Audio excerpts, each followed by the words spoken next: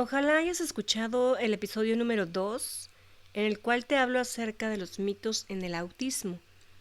Ahí te menciono justamente acerca de la percepción que nuestra sociedad se suele tener cuando se observa a un niño haciendo un berrinche o teniendo una pataleta o rabieta.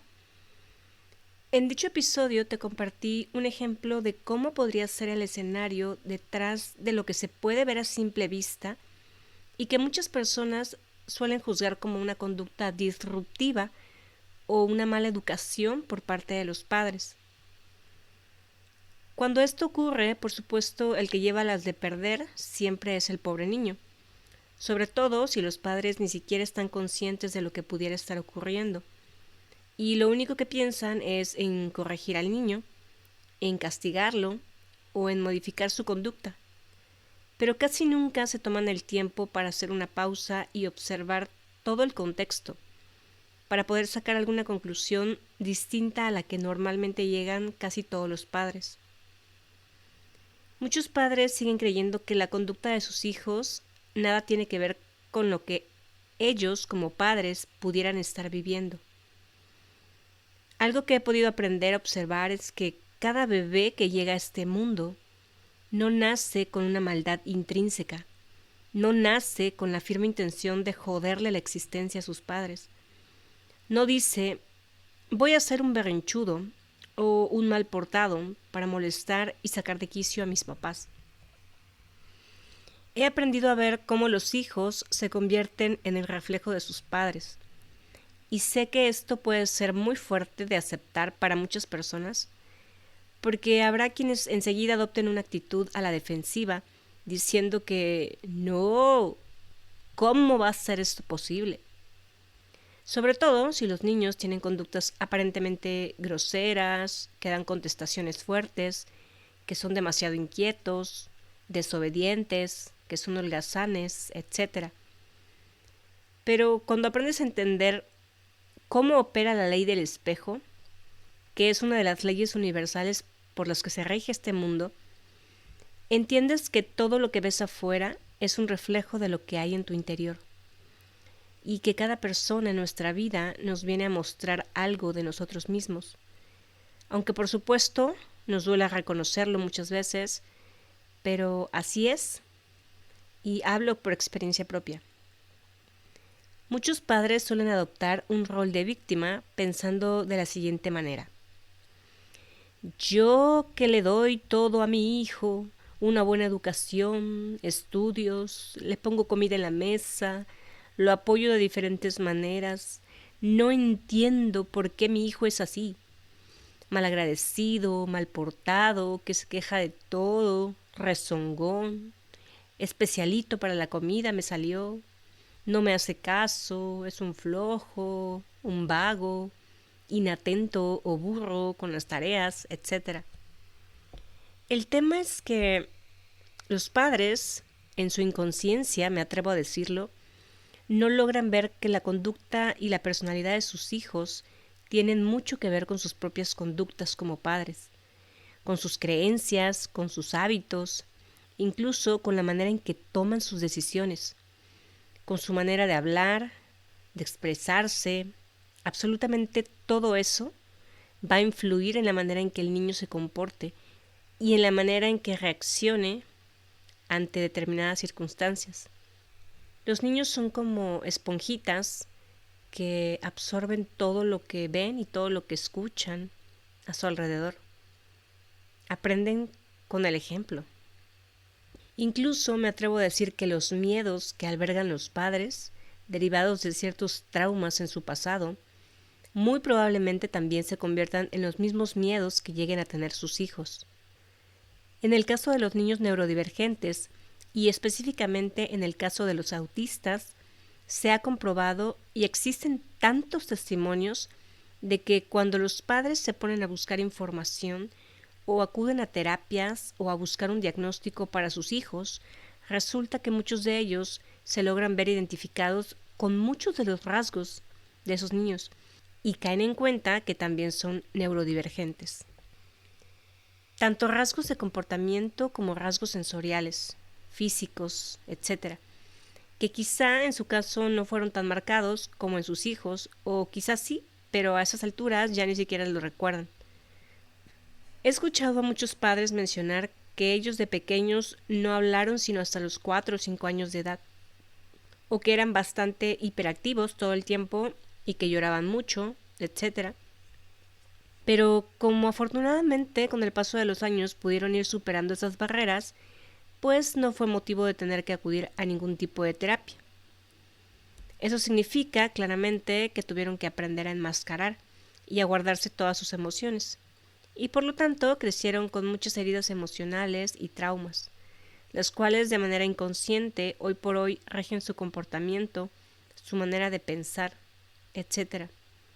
Y que justamente nos trae hasta el tema de hoy, que es que todo eso que los padres no han querido ver y reconocer en sí mismos y de lo cual no se están haciendo responsables de sanar sus heridas, pues eso es justamente lo que se está viendo reflejado en sus hijos, pero que con cierta inmadurez no quieren aceptar.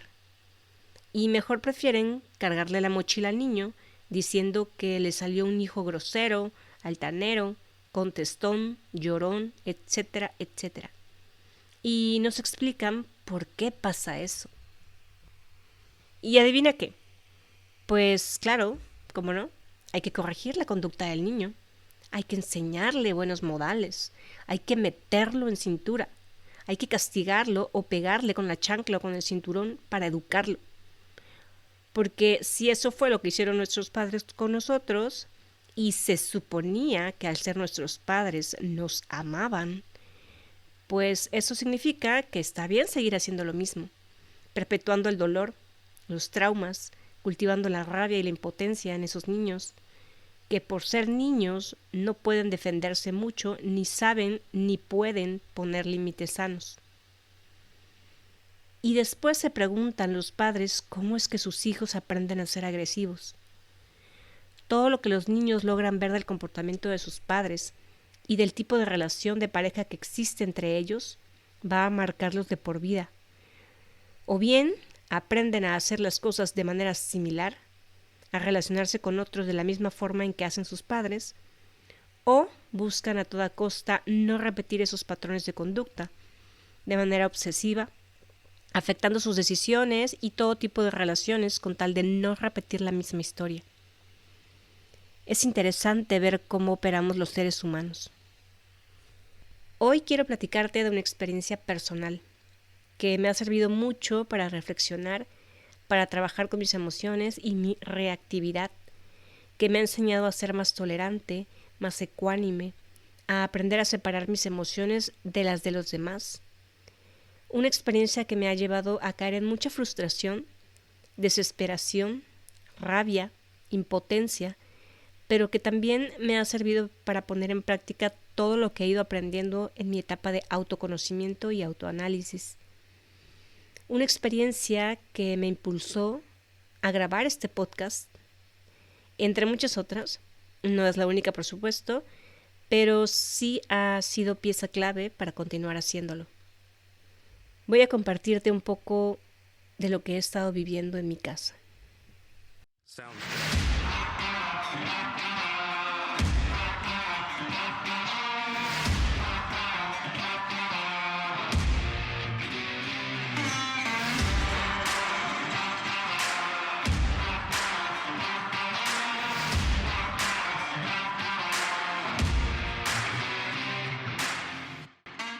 Libérate, un podcast creado desde el amor y la conciencia, con la firme intención de ayudarte a abrir tu mente y tu corazón, de impulsarte a cuestionarlo absolutamente todo. ¿Por qué piensas lo que piensas? ¿Por qué sientes lo que sientes? ¿Por qué dices lo que dices? ¿Y por qué actúas en base a todo ello, creyendo que tu verdad es la única verdad que existe? Soy Rubí Elena y en este espacio te compartiré qué es el autismo en primera persona, cómo piensa, cómo siente y cómo percibe el mundo una mente neurodivergente. Te compartiré parte de mi historia personal, cómo fue que a mis 38 años, tras una intensa búsqueda interior, me enteré que soy autista grado 1, o lo que antes se conocía como síndrome de Asperger. cómo ha sido mi proceso de autoconocimiento, cómo he cambiado la percepción que tenía de mí misma, aprendiendo a ver mi hipersensibilidad como un don. Cuáles han sido las diferentes herramientas que me han ayudado a reconocer y aceptar lo que soy, a perdonar y sanar tantos errores a lo largo de mi vida, a entender que no podemos cambiar al mundo, pero sí podemos cambiar la manera en que lo percibimos. Porque considero que es extremadamente importante que aprendamos más acerca de la neurodiversidad y lo que es la verdadera inclusión, no solo como el simple acto de incluir, sino de aprender a convivir con nuestras diferencias. Libérate del miedo al que dirán, a ser rechazado o abandonado, del miedo a no ser suficiente. Aprende a reconocer tus emociones, a sentirlas y a transformarlas. Libérate de tus creencias, de tus patrones limitantes, del miedo a brillar y todo aquello que te impide ver lo que realmente eres. Y lo más importante, confía, déjate guiar por tu intuición, por tu corazón. Escucha el llamado de tu alma. Permítete ser lo que viniste a ser en esta vida.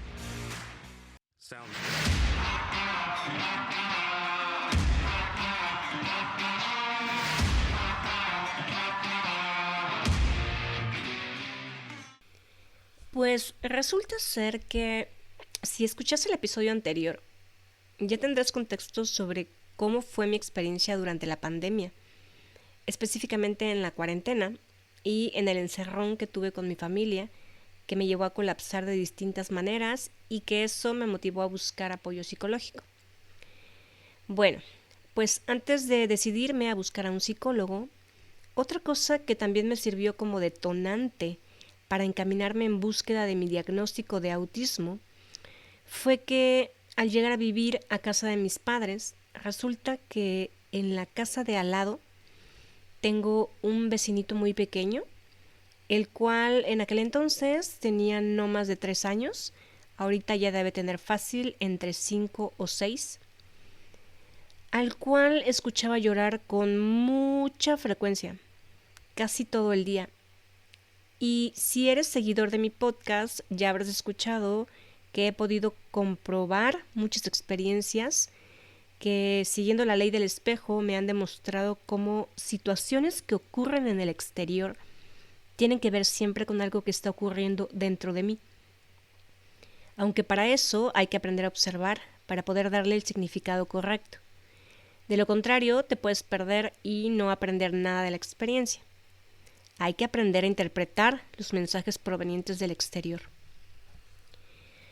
Bueno, pero antes de continuar, quiero hacer una aclaración.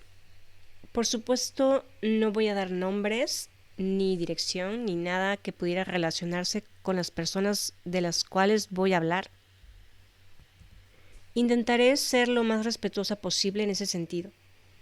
Aunque sinceramente, a cómo están las cosas, no tengo idea de si mis vecinos alguna vez van a escuchar mi podcast.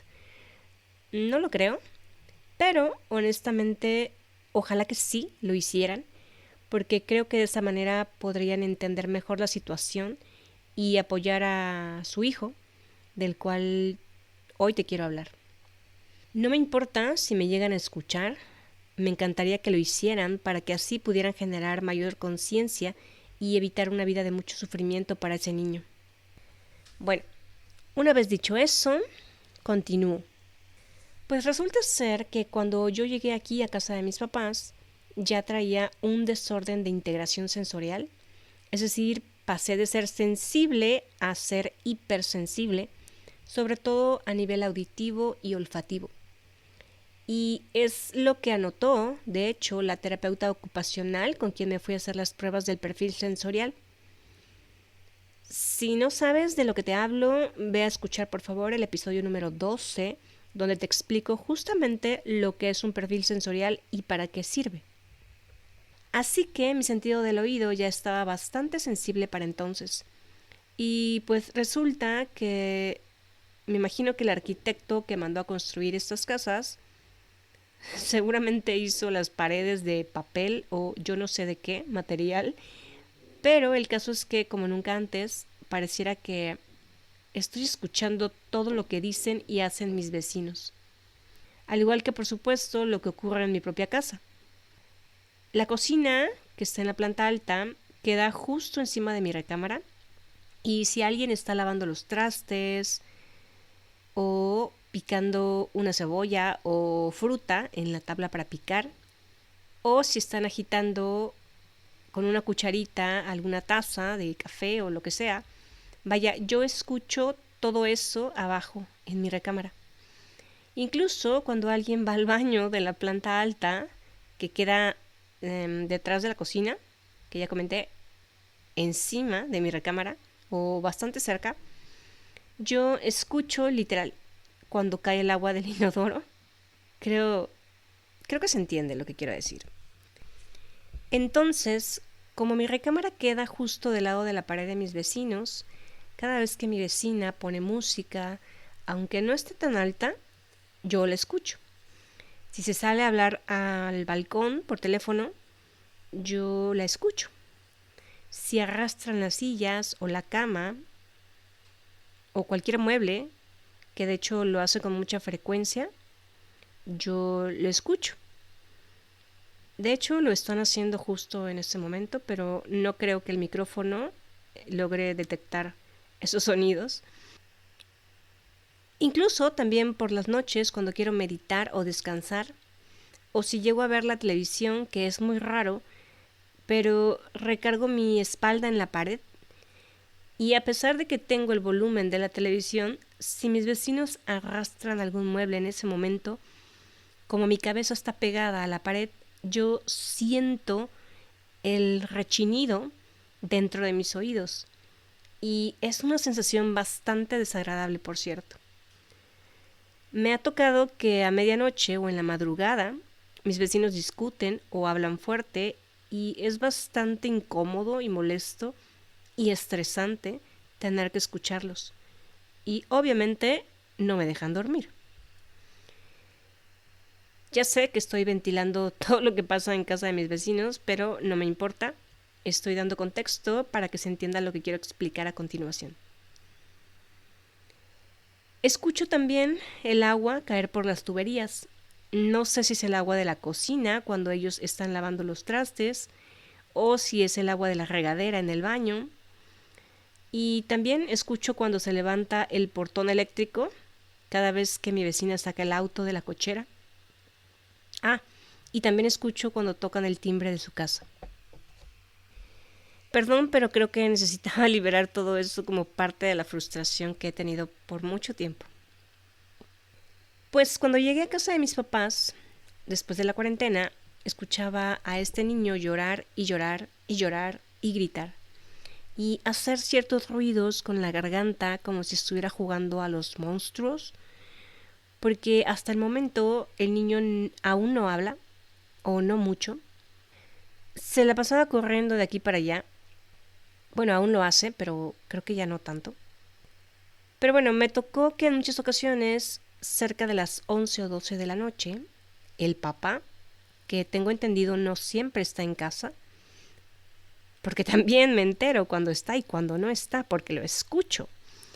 Y a veces me tengo que chutar sus llamadas telefónicas. Pues bueno, resulta que el papá a la medianoche se ponía a darle cuerda al niño, a jugar fútbol o no sé qué otra cosa. El caso es que cada vez que el niño metía gol o le atinaba a lo que sea que estuviera jugando, el papá le hacía fiesta, se ponía a gritar y a aplaudir en señal de celebración.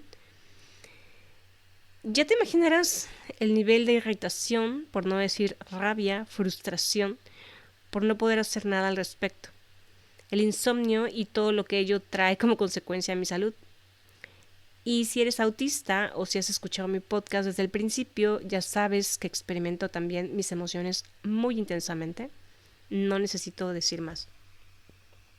Pero esa no es la parte más difícil, aunque parezca. En algunas ocasiones me tocó escuchar cómo se infiere que estaban en el comedor y recuerdo haber escuchado cómo en una ocasión el papá estaba hablándole fuerte al niño, regañándolo, y escuchaba que le decía: cómetelo, cómetelo, ándale, abre la boca. y cosas por el estilo. No voy a inventar, porque eso sucedió hace ya un tiempo, pero no dudo que haya habido alguna frase más imperativa, queriendo hacer que el niño obedeciera y se comiera la comida que le estaban dando. Porque recuerdo cómo por dentro yo pude sentir cómo se iba elevando mi nivel de malestar, de irritación, pasaba a ser rabia, luego impotencia y frustración por no poder hacer básicamente nada al respecto. En ese entonces yo aún no tenía mis super audífonos canceladores de ruido, ni tapones, ni nada. Así, duro y directo me tenía que aguantar esas cosas. Obviamente me daban ganas de ir a golpear a este hombre y agarrarlo del cuello y meterle la cuchara en la boca a la fuerza y decirle, a ver, güey, cómetelo tú.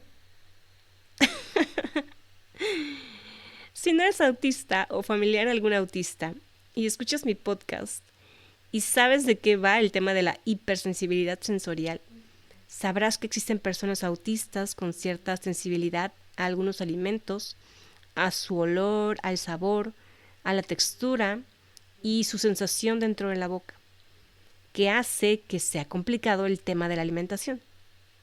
No hay que ser muy inteligentes para darse cuenta de que este niño tiene un tema con eso. Pero bueno, ya me estoy adelantando un poco.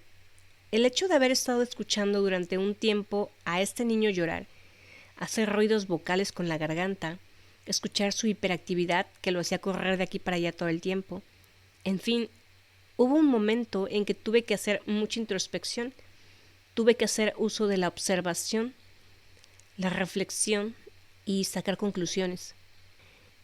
Yo en ese entonces aún no escuchaba de mi terapeuta la palabra síndrome de Asperger o autismo, solo sabía que había algo que ese niño o dicha experiencia me estaba queriendo mostrar.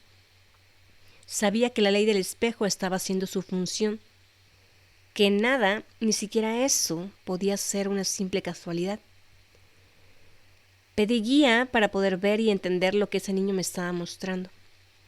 El primer paso fue poder entender lo que estaba sintiendo. Me conecté mucho con sus emociones, a pesar de que no podía verlo, pero sí podía escucharlo.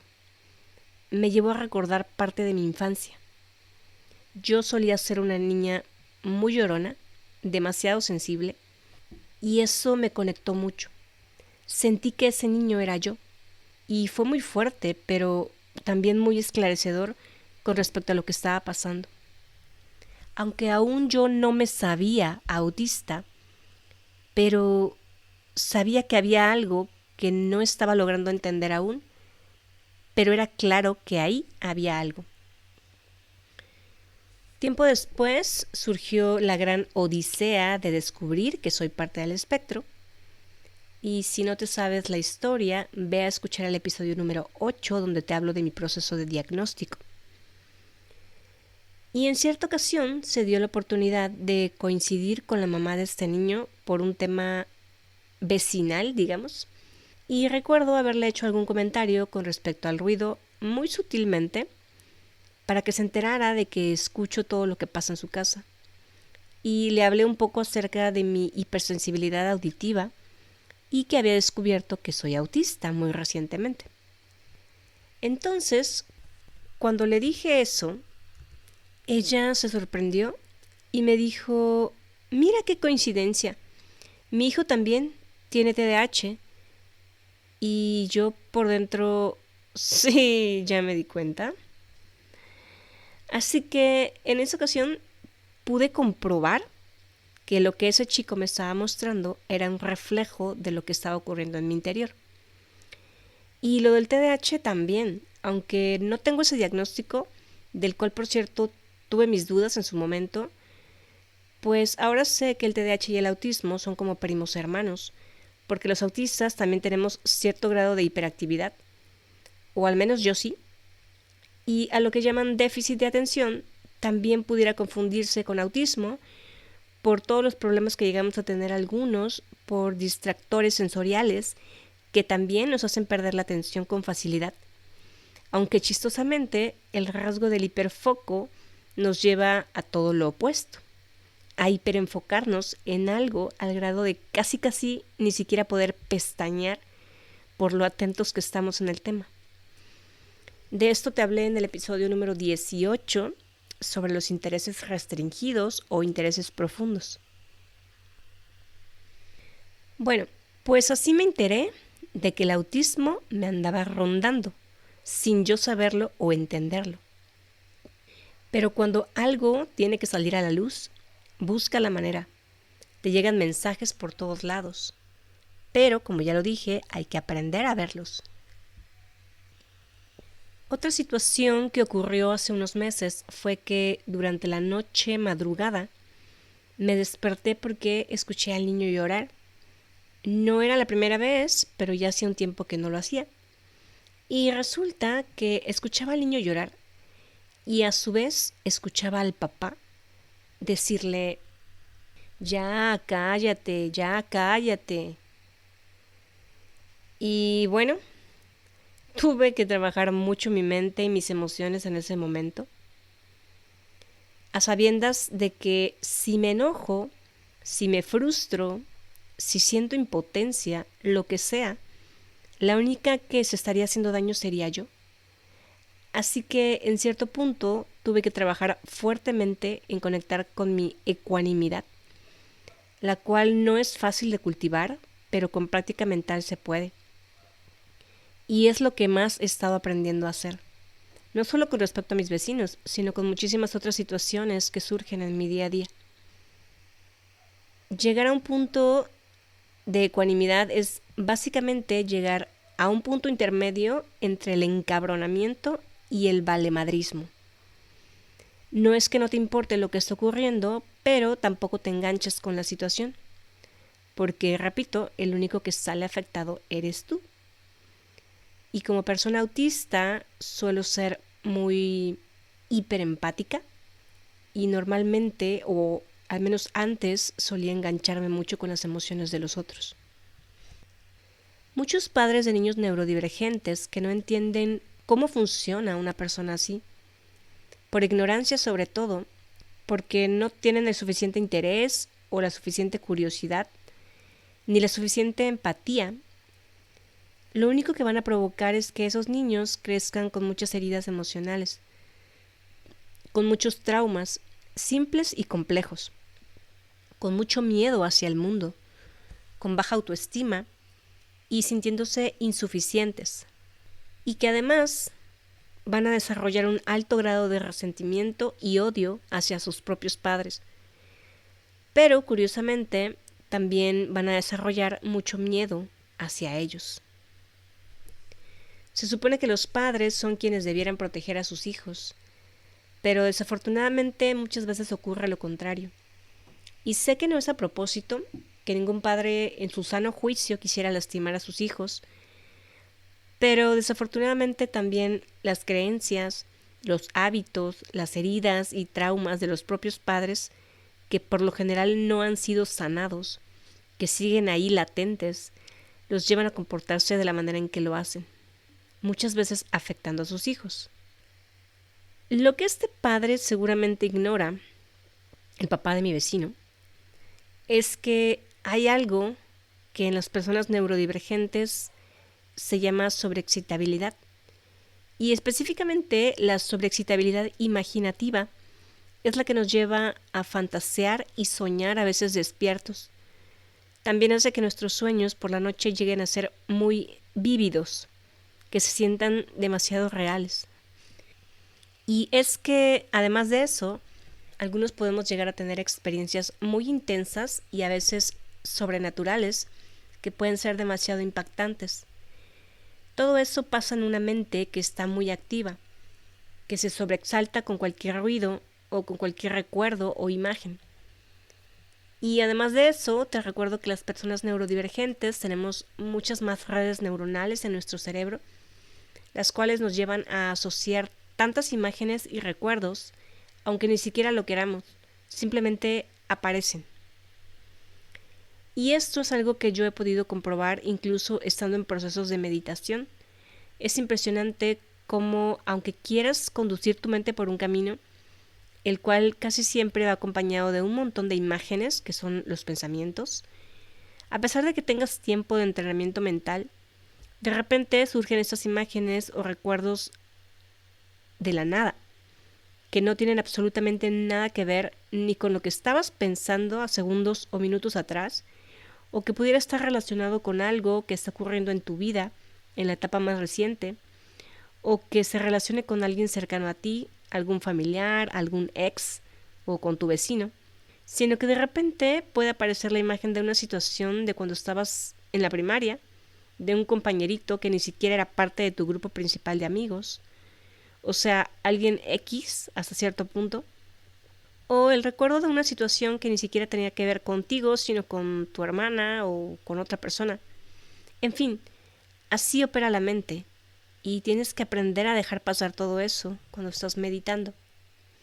Pero a un niño que no entiende nada de eso, que no ha tenido ningún tipo de entrenamiento mental que le permita liberarse de todo eso, que su nivel de conciencia apenas se está desarrollando, que vive en un entorno en el cual no se logra sentir totalmente seguro, porque hasta dentro de su propio hogar se siente atacado o juzgado.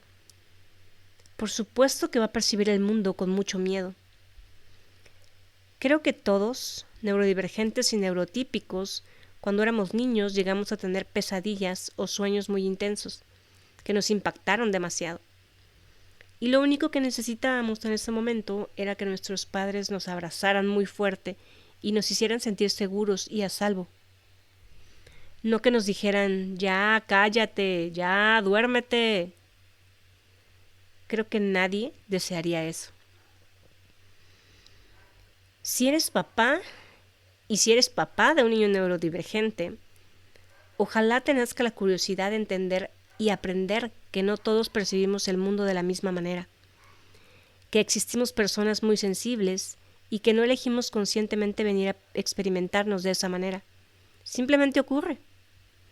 Y necesitamos ciertos apoyos, mucha comprensión, paciencia, mucha empatía. Nos quejamos porque el mundo básicamente se está yendo a la mierda. El cambio climático, la política, las guerras, la violencia, los secuestros. Y lo peor que podemos hacer es seguir contribuyendo a que eso ocurra. ¿Y cómo contribuimos? No haciendo nada.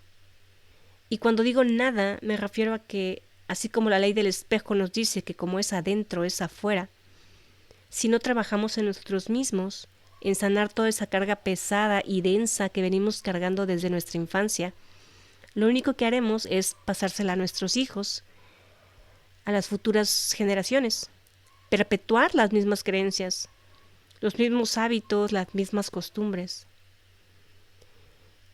Y para todos aquellos que dicen que no pueden, o más bien no quieren cambiar sus viejas costumbres y sus creencias, porque así crecieron, así los educaron y así se van a morir. Ok, está bien si se quieren morir jodidos. Hasta eso hay que respetar. El tema aquí es que, como se lo comentaba a cierta persona hace poco, cuando básicamente me dio ese mensaje con respecto a que no estaba dispuesta a ir a ver su sombra y dejar salir todo el dolor emocional que trae cargando, y que prefería llevárselo a la tumba sola, mi respuesta y mi manera de pensar con respecto a eso es la siguiente, y la quiero compartir en este podcast. Está bien si te quieres morir así, si eliges quedarte con todo ese dolor, si decides seguir guardando todos esos secretos y llevártelos a la tumba. Si no quieres tomar responsabilidad para sanarlos, si no sientes tener la suficiente valentía para hacerlo, ¿ok? El problema es que creemos que cuando algo nos afecta, cuando algo nos duele, cuando hay algo a lo que nos resistimos, creemos que nadie más se entera y que a nadie más le afecta más que a nosotros. Pero no nos damos cuenta de que la manera en que nos comportamos, la manera en que reaccionamos, lo que enseñamos a otros con el ejemplo, la manera en que nos relacionamos está totalmente condicionada y se ve totalmente influida por todo eso que según nosotros no queremos ver y no queremos externar y sanar. Es imposible, dado que todo lo que pensamos, todo lo que decimos, todo lo que sentimos, todo lo que hacemos, impacta directa e indirectamente a las personas que están a nuestro alrededor. Nuestras creencias, nuestros hábitos, nuestras costumbres, nuestra ideología, todo, absolutamente todo, impacta en los demás. Así que no puedes hacer como si nada pasara, creyendo que nadie siente ni percibe tu energía, tus emociones, tu estado de ánimo, etc. Está esta ideología, la cual forma parte de muchos de nosotros, que dice que todos somos uno, que todos somos parte de uno mismo, en términos espirituales, y no solo espirituales. Si nos vamos a la biología, todo lo que hay en un ecosistema, si es tóxico, perjudica al resto. Es como si en una canasta de fruta, una fruta se pudre. Es muy probable que las demás frutas que se encuentran cerca también se infecten.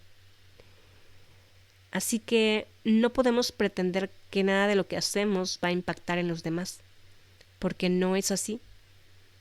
Todos estamos interconectados. Todos de cierta manera influimos en los demás, nos guste o no. Así que, papás, si tienen hijos pequeños y si quieren ayudarlos a que crezcan en amor, con buena autoestima, sin miedo, trabajen todo eso en ustedes mismos primero y verán que por arte de magia habrá cambios en sus hijos también. No seamos frutas podridas, porque podemos infectar fácilmente a todos aquellos que están a nuestro alrededor. Si sana uno, sanamos todos, o al menos no contribuimos a perjudicar a los demás. Hagamos conciencia de ello. Todos alguna vez fuimos niños, así que aprendamos a ser más pacientes con ellos, sobre todo si con nosotros no lo fueron nuestros padres. Dejemos de perpetuar el dolor, los traumas. Hagámonos responsables cada uno de lo que ocurre en nuestro interior, porque así como es adentro, es afuera. Aunque nos duela aceptarlo, es una ley universal. Y no lo digo yo, ábrete a comprobarlo. Por supuesto, no solo los niños neurodivergentes son los únicos que pasan por ese tipo de situaciones, pero desafortunadamente los rasgos que conforman a un niño neurodivergente sí pueden llegar a afectarlo aún más y provocar que el hecho de que sean hipersensibles tanto a nivel emocional como a nivel sensorial, así como también el hecho de que experimenten la vida con sobreexcitabilidad, que tengan una gran capacidad para imaginar cosas, de tener sueños muy vívidos o de percibir experiencias sobrenaturales. Todo eso hace que la experiencia de vida sea muy intensa. Más que compartirte esta historia con la intención de ventilar a mis vecinos o de mostrarte experiencias que me llevan a sentir mucha frustración, rabia e impotencia, además de tristeza, y de cómo he tenido que entrenar mi mente para calmar mis emociones, para no sentirlas tan intensamente en el cuerpo y que me lleven a somatizar y por lo tanto a enfermar.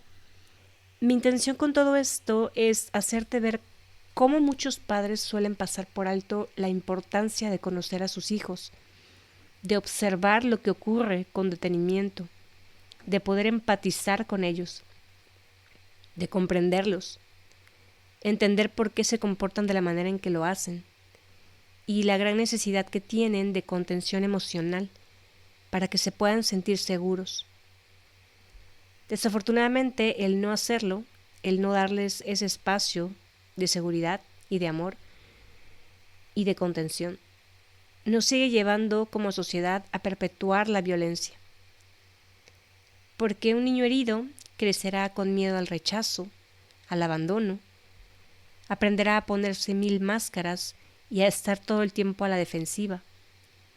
Porque la falta de amor y de contención que no tuvo cuando era niño lo va a llevar a ser un adulto autoexigente, competitivo, hiperactivo, intentando de manera inconsciente sentirse suficiente en su relación de pareja, en su trabajo, en todos lados, debido a la baja autoestima generada desde su infancia, generada por la falta de atención y de comprensión por parte de sus padres o cuidadores primarios. Lo llevará a buscar el amor en lugares incorrectos, a veces lastimando a otros, sin hacerse consciente de su niño interior herido. Tantas consecuencias que suelen haber por no aprender a conocernos, a amarnos y a sanarnos a nosotros mismos. Recordemos que como es adentro, es afuera. Y los niños no son más que un espejito que tenemos enfrente, que nos recuerdan todo aquello que necesitamos ver y trabajar en nosotros. Nuevamente, gracias por escucharme. Te pido que si el contenido que comparto en este podcast te sirve, si te parece interesante o valioso, por favor lo compartas con alguien más. Si crees que más gente necesita escuchar cómo se experimenta el mundo siendo una persona neurodivergente, siendo autista, me ayudes dándole seguir en mis redes sociales, en Spotify, YouTube, Google Podcast, regalándome una calificación en Spotify con las estrellitas. En Facebook e Instagram me encuentras como @podcastlibérate. Gracias por ayudarme a visibilizar lo que es el autismo. Soy Rubí Elena. Nos escuchamos en el próximo episodio. Chao.